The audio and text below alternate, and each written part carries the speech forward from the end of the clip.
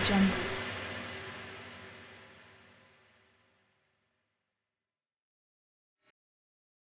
अस्सलाम वालेकुम प्यारे दोस्तों, जुल्फ़ी नॉलेज लैंड में खुश आमदीद। सुल्तान सलाहुद्दीन अय्यूबी रहमतुल्लाह अलैह, आप सुल्तान आदिल हैं। हक ताला आपकी ये ख्वाहिश भी पूरी करेगा। ये जज्बाती मंजर देखकर सलाहुद्दीन अय्यूबी की आंखें भी अश्कबार हो गई थीं। अल्लाह ने आपको हम मुसलमानों के लिए साहिबा बनाया है।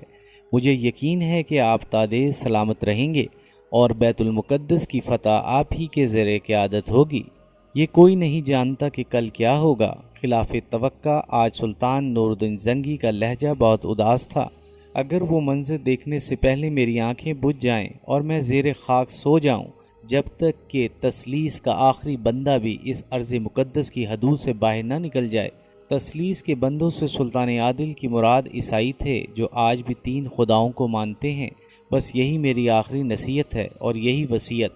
जहाद जहाद और सिर्फ जहाद, इंसाफ इंसाफ और सिर्फ इंसाफ। फिर अहले दमिश्क ने अपनी आंखों से ये अजीब मंजर देखा कि सुल्तान नूरुद्दीन जंगी अपने तमाम उमरा के साथ सलाहुद्दीन अय्यूबी को रुखसत करने के लिए दमिश्क की सरहद तक आए। फिर घोड़े से उतरकर सलाहुद्दीन से बड़े वालेहाना अंदाज में गले मिले। फिर इसकी पेशानी को बोसा देते हुए निहायत जज्बाती लहजे में बोले, तुम अहले ईमान का सरमाया हो, अल्लाह तुम्हारी हिफाजत करे। फिर सुल्तान आदिल उस वक्त तक खड़े रहे जब तक सलाहुद्दीन अय्यूबी और उसका फौजी दस्ता नज़रों से ओझल नहीं हो गया। सलाहुद्दीन अय्यूबी को दमिश्क से रुखसत होकर मिस्र पहुँचे हुए बमुश्किल 1 हफ़्ता गुजरा होगा कि इसके जासूसों ने एक खौफनाक इत्तला देते हुए कहा, शाह यरूशलेम मिस्र पर कब्ज़ा करने की ख्वाहिश से फ़िलहाल दस्तबरदार हो चुका है, मगर अहले ईमान के ख़िलाफ़ इसकी साजिशें अभी तक जारी हैं। आजकल एला के किले में मुसलसल सलीबियों का इज्तिमा हो रहा है ताकि वो इस किले को मजबूत मरकज़ बनाकर हज्जाज़ मुक़द्दस पर कब्ज़ा कर सकें।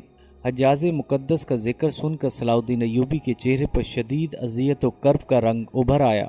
जासूसों ने इस खौफनाक मंसूबे की मज़ीद तफसीलात बताते हुए कहा, इन सलीबियों को दरपर्दा शाह यरूशलेम अमूरी और ससली सकलिया के हुक्मरां की भरपूर ताईद व हमायत हासिल है।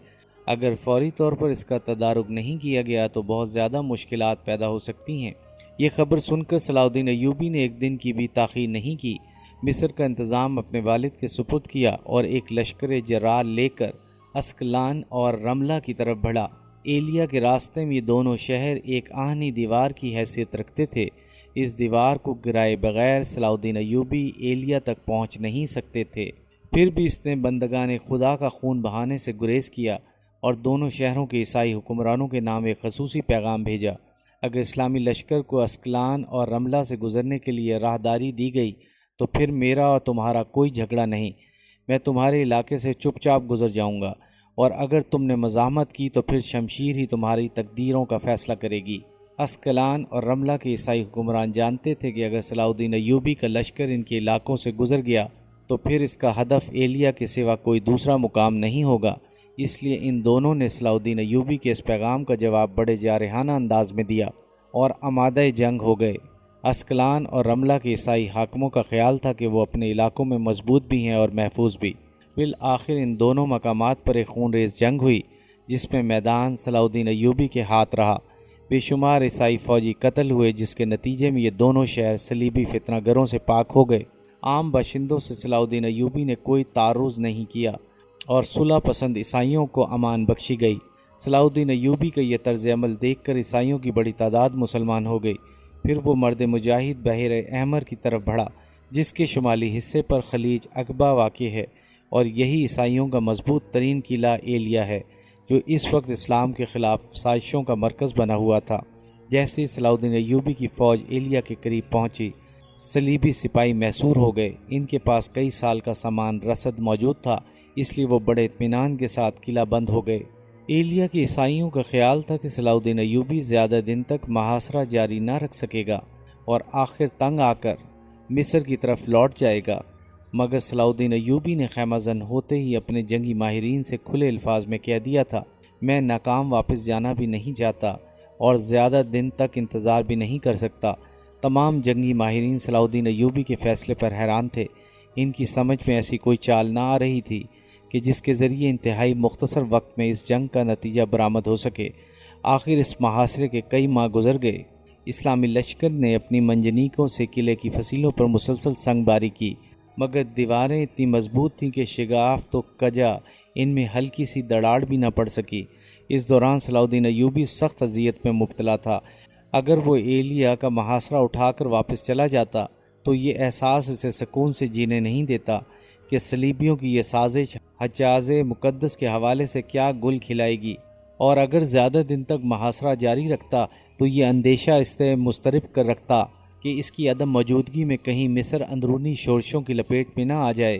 اسی پریشانی کے عالم میں وہ ہر نماز کے بعد طویل دعا کرتا، اے مالک و بحر و بر، تو اپنی طاقت کے ہر زاویے اظہار پر قادر ہے، جسے چاہے برقرار رکھے اور جسے چاہے مٹا دے۔ یا تو ایلیا کے فتنہ گروں پر آسمان سے کوئی عذاب نازل کر، یا پھر اپنے اس حقیر بندے کی رہنمائی فرما کہ ان مفسدوں کا کس طرح کلا کما کیا جائے۔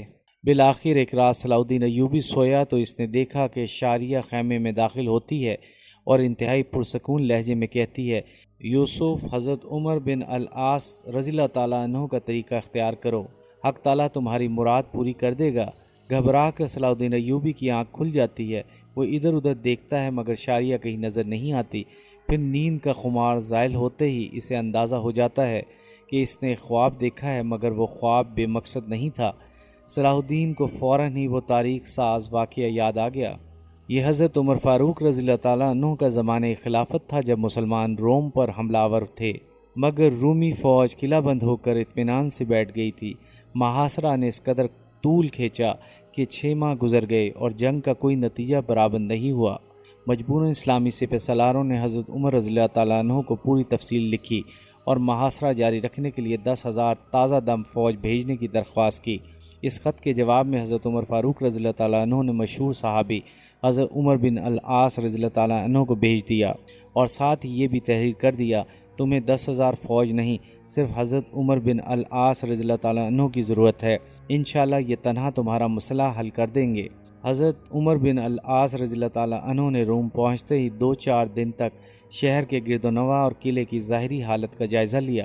پھر آپ رضی اللہ تعالیٰ عنہ نے سالار لشکر سے فرمایا، کل نماز فجر کے بعد تمام خیمے اکھیڑ ڈالو اور دشمن کو یہ واضح تاثر دو کہ تم لوگ ناکام اور نامراد واپس جا رہے ہو۔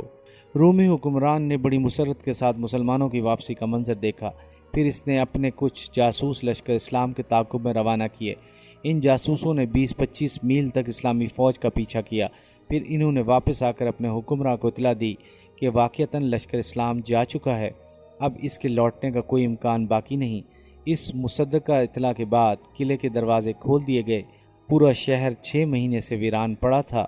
لشکر اسلام کے جاتے ہی گلی کوچوں اور بازاروں کی گمشدہ رونقیں لوٹ آئیں اور رومی باشندے پورے جوش و خروش کے ساتھ کاروبار زندگی میں مصروف ہو گئے۔ تقریباً 100 میل کا فاصلہ طے کرنے کے بعد حضرت عمر بن العاص رضی اللہ تعالیٰ عنہ نے اسلامی لشکر کو 2 حصوں میں تقسیم کر دیا۔ ایک فوجی دستہ دائیں طرف مڑا اور دوسرا بائیں طرف۔ دونوں فوجی دستوں کو ہدایت تھی کہ وہ طویل چکر کاٹ کر قلعے کے عقب میں پہنچے۔ پھر دونوں دستے دائیں اور بائیں سے تیزی کے ساتھ نمودار ہوئے۔ پھر جب لشکر اسلام حضرت عمر بن العاص رضی اللہ تعالیٰ عنہ کی ہدایت کے مطابق واپس لوٹے تو رومی باشندے روزمرہ کے عیش و عشرت میں مبتلا تھے اور ان کی فوج بے خبری کی حالت میں گہری نیند سو رہی تھی۔ نتیجتاً لشکر اسلام ان پر عذاب ناگہانی کی طرح نازل ہوا۔ رومی سپاہیوں کو اتنی مہلت بھی نہ مل سکی کہ وہ بھاگ کر دوبارہ قلعہ بند ہو جاتے۔ انجام کار ان کی بڑی تعداد تاہو تیغ ہو گئی۔ کچھ سپاہی فرار ہونے میں کامیاب ہو گئے اور باقی غلام بنا لیے گئے۔ ایپیسوڈ 63 اختتام پذیر ہوئی۔